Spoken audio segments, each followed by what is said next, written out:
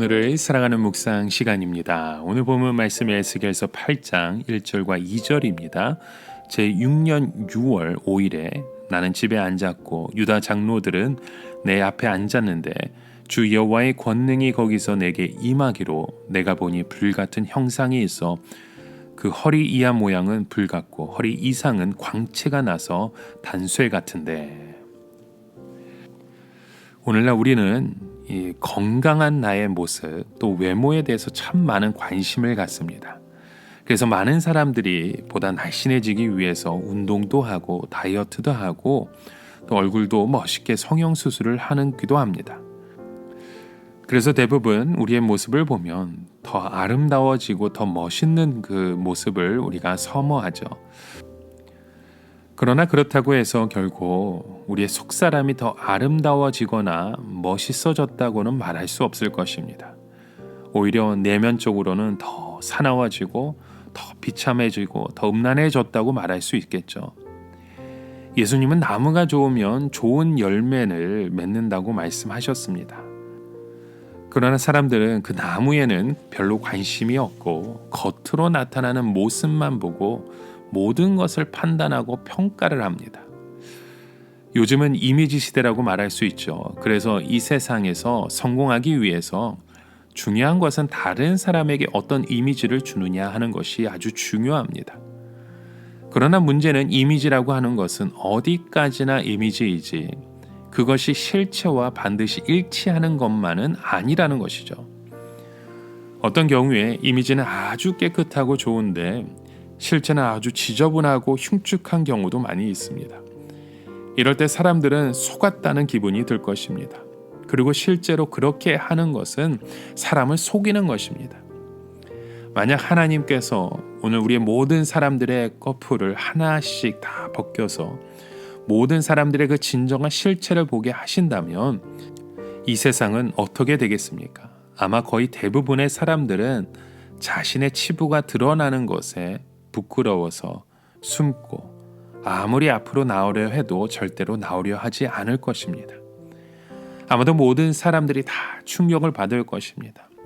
왜냐하면 이 세상에서 깨끗하다고 존경하던 사람들 모두 한뼘을 벗겨보니까 더럽고 추악한 죄가 없는 사람은 아무도 없기 때문입니다. 그래서 우리가 계속해서 뉴스를 통해 보는 것이 무엇입니까? 연예인들이 마약에 빠져있던 모습들, 또 존경받던 사람들의 그 타락한 모습들, 이렇게 더럽고 추악한 그 죄악들이 끊임없이 우리의 삶 가운데 드러나는 것을 보게 됩니다.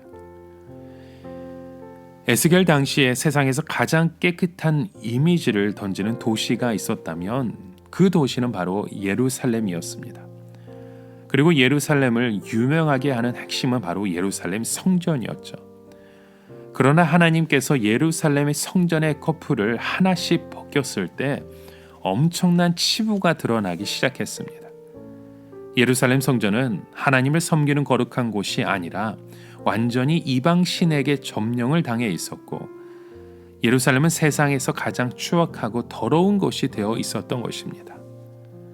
그래서 오늘 본문 말씀 속에 바벨론의 포로로 잡혀 있는 에스겔에게 하나님의 말씀이 임하기 시작하니까 그곳에 붙들려온 장로들이 에스겔을 찾아와서 하나님의 말씀을 듣기 원해서 그 집에 앉았습니다. 하나님의 백성들 가운데 가장 중요한 것은 하나님의 말씀을 듣기 위해 모이는 것입니다. 하나님의 백성들에게 이것보다 더 중요한 것은 없습니다. 우리가 하나님의 말씀을 듣지 않고 아무리 계획을 세우고 아무리 많은 일을 해도 그것은 전혀 하나님을 기쁘시게 할 수 없습니다. 왜냐하면 그것은 모두 다 자기를 기쁘게 하는 것이지 하나님을 기쁘게 하는 것이 아니기 때문입니다. 이렇게 에스겔의 집에 장로들이 모여서 앉으니까 하나님의 권능이 임하기 시작합니다.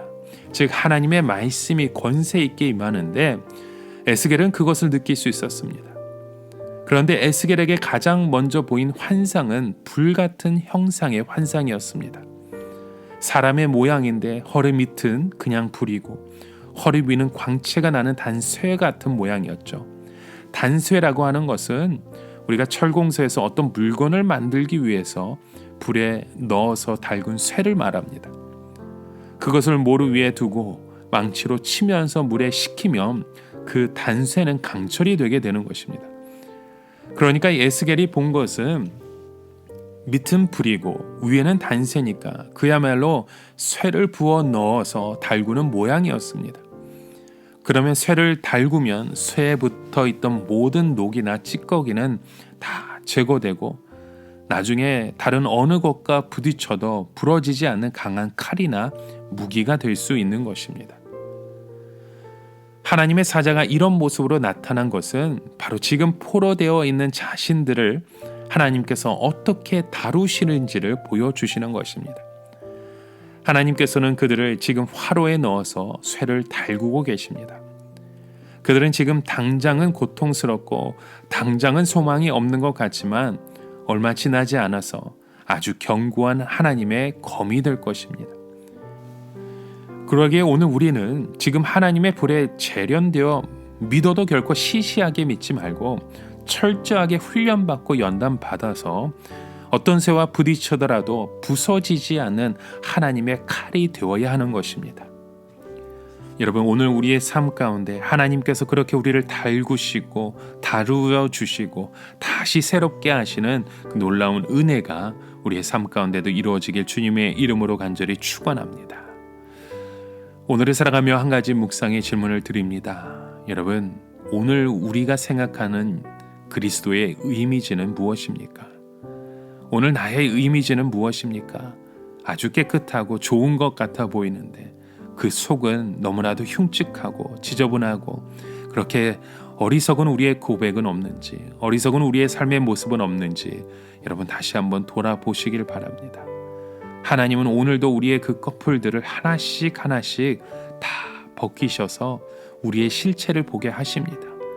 그 실체를 우리가 보았다면 이제는 하나님 아버지께서 우리의 삶을 다시금 단련시킬 수 있도록 여러분 우리의 삶을 온전히 내어 드리시길 바랍니다. 우리를 정결케 하시고 새롭게 하셔서 놀라운 하나님의 그 뜻을 이루어가는 믿음의 사명자로 세워주실 줄 믿습니다.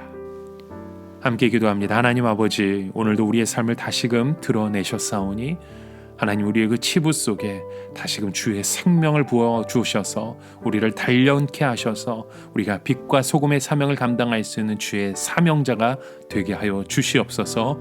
예수 그리스도의 이름으로 간절히 기도드립니다. 아멘.